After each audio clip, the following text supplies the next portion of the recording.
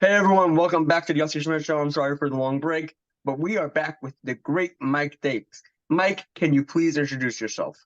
Well, thank you for having me on. I'm Mike Davis. I run the Article 3 project, which is in the judicial fight and fighting back against the Democrats' lawfare against President Trump and his top aides and his supporters, his attorneys, parents outraged at school board meetings by gender chaos and the resulting rapes in high school bathrooms, Christians praying outside of abortion clinics. I've been very outraged about what happened on October 7th in Israel, and I'm particularly outraged about the Hamas supporters in the United States who are cheering on the most vile terrorism imaginable, though the kidnapping, rape, torture, and murder of women, children, babies, the elderly, the disabled. Over 1,200 Israelis and Americans were murdered on October 7th. There are still hostages. People are being massacred by Hamas, and it really bothers me. So um, we've turned Article 3 project into that fight as well, where we want to push to have these Hamas supporters, their visas revoked, they're uh, thrown out of our country. If they're naturalized citizens, having them denaturalized and get them the hell out of America because they're trash and they need to get the hell out of America because they don't share our Judeo-Christian values. And if you cheer on terrorists, then you're a terrorist supporter. So get the hell out of America. And I also run the Internet Accountability Project, which takes on big tech from the right, Google, Amazon, Facebook, and Apple on data privacy, antitrust, and Section 230. Wow. First of all, as an Orthodox Jew, I thank you for your support of Israel. When the war broke out, I had a I had a brother there learning in school there, and I had a brother who was there for the holiday. It was the holiday when the war broke out, and that night, he's not going to appreciate me saying this, but as soon as the holiday was over for us, he went down to the Gaza border staging area, and he was handing pizza, giving whatever military items he could to the soldiers. He was one of the first people to do that. Now, a lot more have done it, and my brother's back in Lakewood, New Jersey now. But yeah, so hearing you say that you are fighting Hamas supporters in uh, uh, America really, uh, I really appreciate it. So Yeah. thank you so much.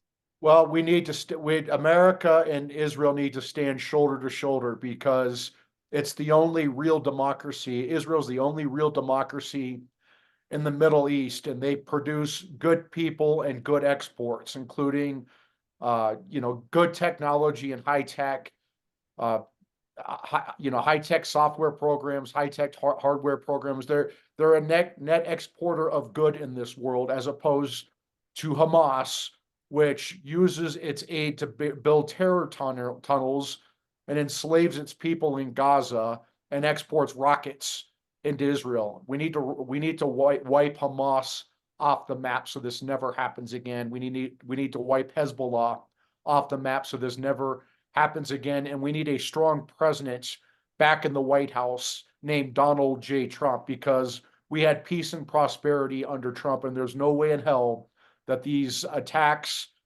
by Russia against Ukraine, by Hamas against Israel, Hezbollah versus Israel in the United States, there's no way in hell this would be happening under President Donald J. Trump. He brought peace and prosperity to the world, including in the Middle East.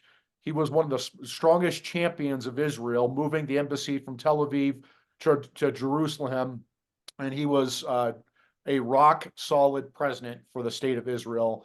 And President Biden, unfortunately, is not. And President Biden may pay lip service to Israel, but he has people in his administration who undermine Israel every step of the way, as we saw with Tony Blinken, and undermining Israel every step of the way with Israel's response to October 7th. So true. Speaking of President Trump, the Iowa caucuses last night. What's your initial response to the results? Well, I'm from Iowa. I grew up in Des Moines. I was born and raised there. I went to undergrad there. I went to law school there. So I spent about 25 years in Iowa. My family's back there, my extended family, my friends. I'm very familiar with Iowa. I've campaigned in all 99 counties. I've several times. I've worked the Iowa caucuses.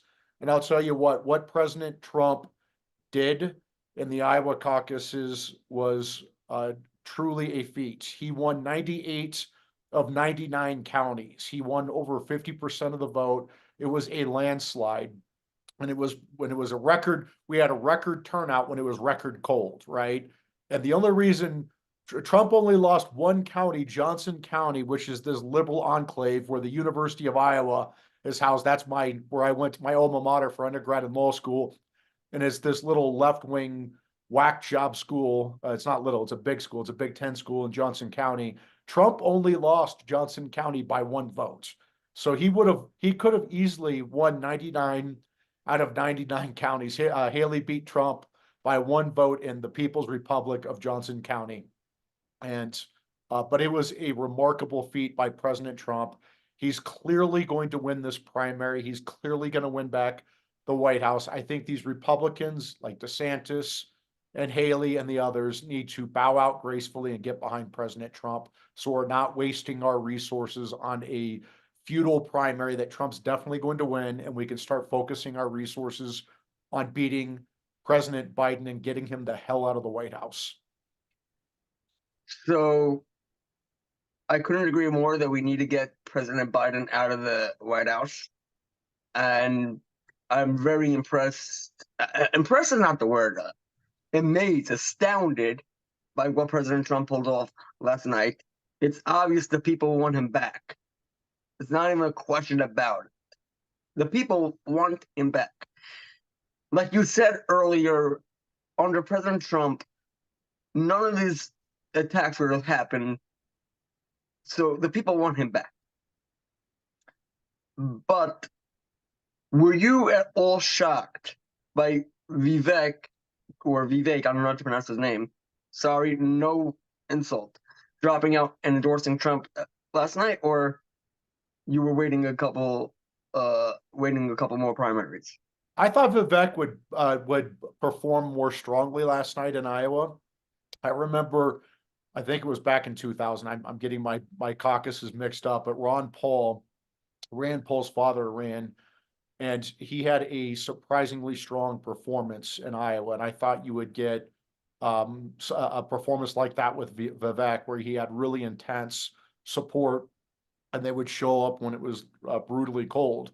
But I just forget that my fellow Iowans are pretty used to cold, and 30 or 40 below temperatures with the wind chill is not going to scare people off, especially Trump supporters. I think Trump supporters would have climbed over glass to go to the Iowa caucuses to vote for President Trump. And I think a big part of why is this Democrat lawfare against President Trump. These two bogus impeachments, these four bogus indictments for non-crimes, these two illegal gag orders, the civil fraud lawsuit for the non-fraud of a businessman paying back sophisticated Wall Street banks on time in full, as agreed with interest. They're trying to just take them off the ballots because all that lawfare backfired. I think the American people are getting pretty outraged that these Democrat prosecutors and these Democrat judges and these Democrat hellholes like New York, DC, and Atlanta think that they get to decide the next presidential election instead of the American people. And I think that's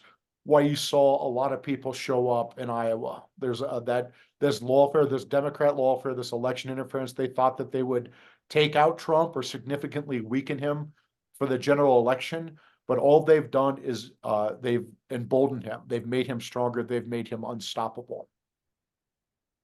So speaking about the Democratic lawfare, what's the constitutional or the correct way to respond to removing President Trump from the ballot in Colorado and Maine, I think?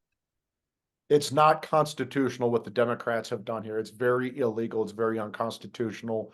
And I anticipate that the Supreme Court is going to smack down the Colorado Supreme Court very quickly and very forcefully. And I'll tell you what the Democrats are using. Like I said, the two impeachments, the four indictments, the civil fraud for non-fraud, the illegal gag orders, that lawfare, that election interference backfired. And so the Democrats threw this legal Hail Mary. They dusted off this 155-year-old provision out of the Constitution. After the Civil War, we enacted the 13th, 14th, and 15th Amendments to the Constitution to outlaw slavery, to guarantee equal protection and due process to the freed slaves, and to guarantee voting rights to the freed male slaves. And what was happening after the Civil War is you had Confederates winning elective office, including in the House of Representatives, and they were undermining the Union in the post-Civil War Reconstruction effort. So as part of the 14th Amendment, they added Section 3. Section 3 of the 14th Amendment disqualifies those who engaged in insurrection or rebellion against the United States during the Civil War from holding office. And there is a case from then Chief Justice Salmon Chase from 155 years ago that in order to disqualify under Section 3 of the 14th Amendment for insurrection or rebellion, Congress has to pass a federal criminal statute for insurrection or rebellion, which Congress did, with a disqualification provision, which Congress included. And if you want to disqualify for insurrection or rebellion, you have to have a U.S. attorney or a federal prosecutor bring federal charges.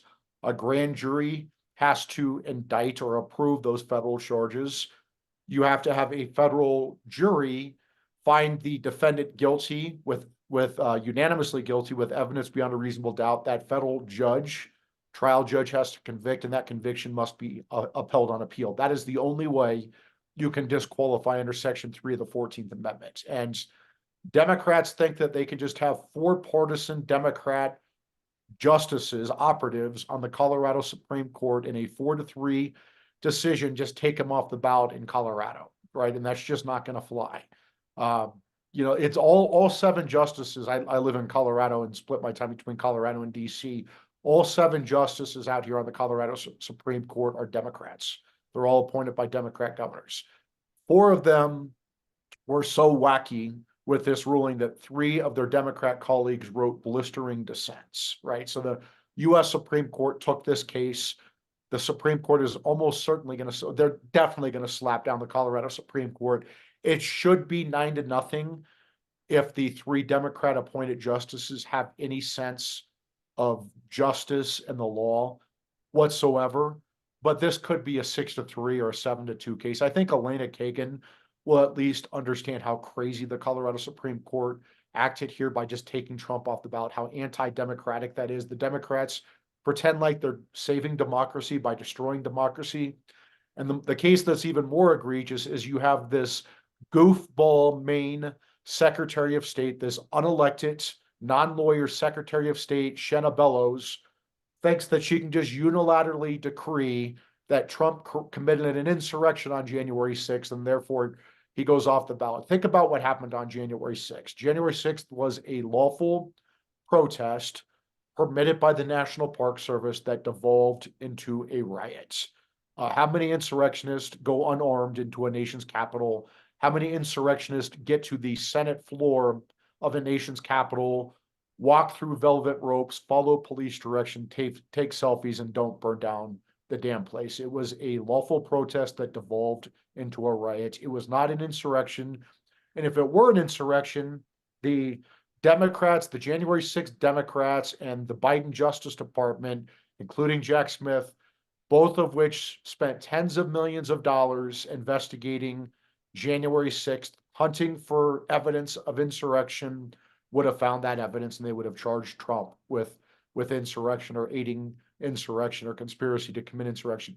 The evidence does not exist because it was not an insurrection. So the Supreme Court's going to smack down the Colorado Supreme Court. I imagine that the I hope that the Maine courts come to their senses very quickly and smack down the Maine Secretary of State Shenna Bellows and reverse these egregiously unconstitutional republic ending decisions where you're just going to take the leading presidential candidate off the ballot. If you can't beat him, you apparently impeach him and indict him and bankrupt him and gag him. And if that doesn't work, you just disqualify him. That's just not going to fly. So that's where we are on that. The Supreme Court, like I said, will resolve this quickly, I imagine. That would be great. Now, I'll tell you what evidence does appear in January 6th. That evidence appears to prove the fact that it was lawful, but it was a peaceful protest that turned into a riot. But big tech doesn't appreciate that because they are in the pockets of the liberals, or they are liberals, either or, and they censor conservatives who share proof of everything. Yeah. Proof, the actual proof. And they go after them with the FBI. But I want to focus more on the censorship. Because I don't know if you know, I review alternative social media platforms. So I want to hear your take on this alternative parallel economy type of situation that conservatives are trying to build.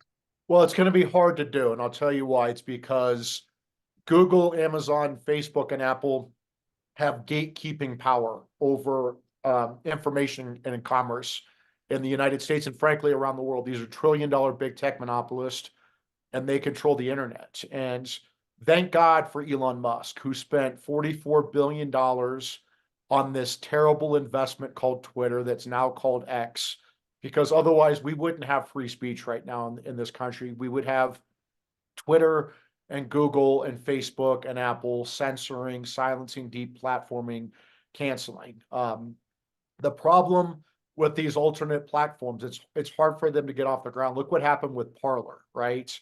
These Democrats who run these big tech, trillion-dollar big tech monopolists said, if you don't like Twitter, build your own. This is before Elon Musk. And so Parler did. Parler quickly got a very big valuation. I think it was like $1 billion valuation. And it was starting to bring free speech online. And so what happened? You had Google and Apple collude to kick Parler out of the App Store duopoly, and then Amazon kicked Parler off the internet. So there goes your build your own argument, where they were able to collude and crush Parler in an instance.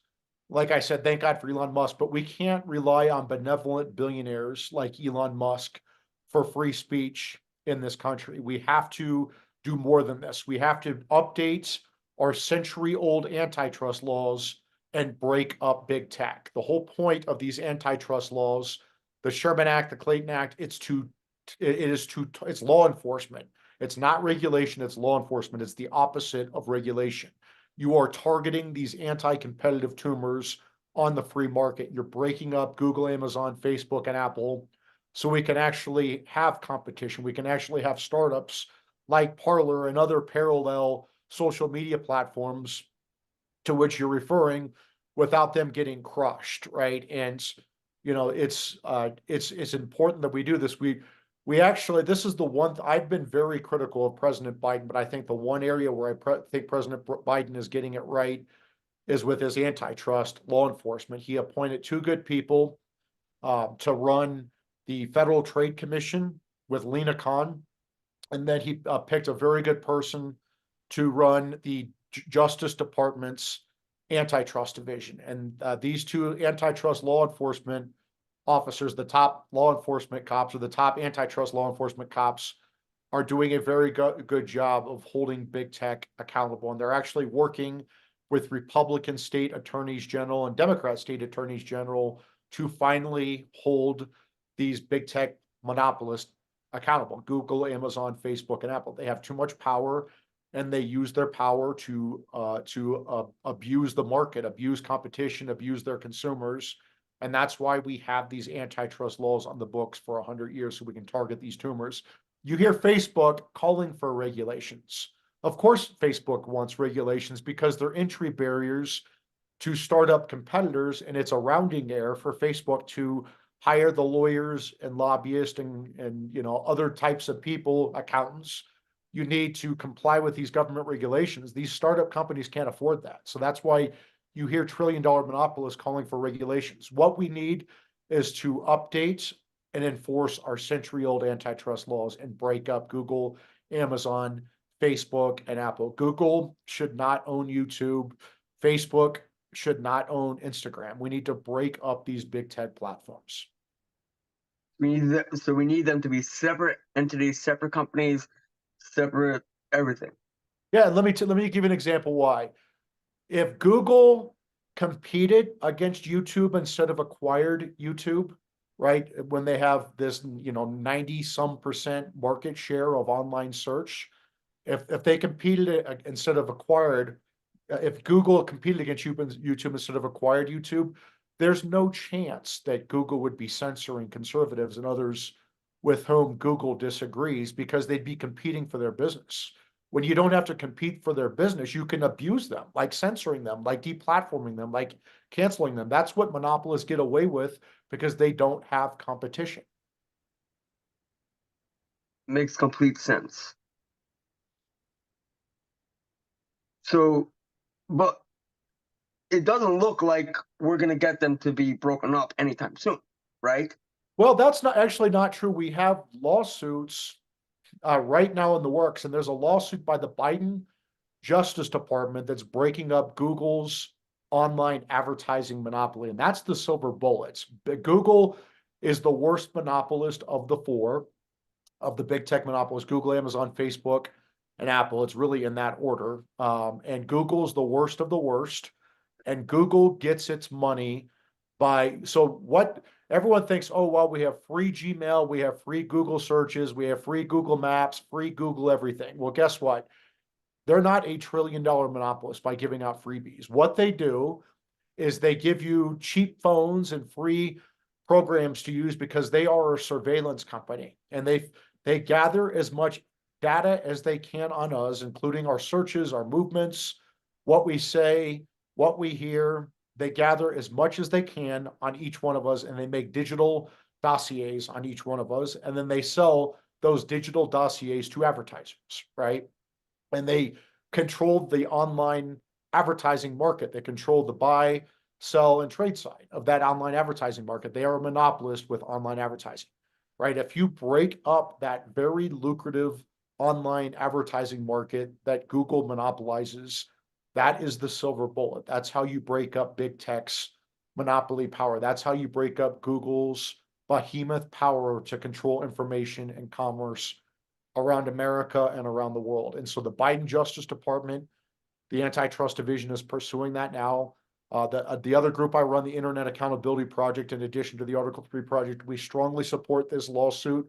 We have state attorneys general on this lawsuit, including the Virginia State Attorney General, who's a Republican.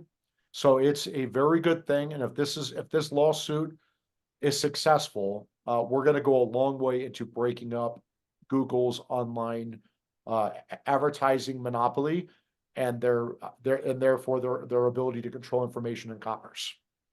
Great. So, like I said, there's a silver lining to the Biden presidency.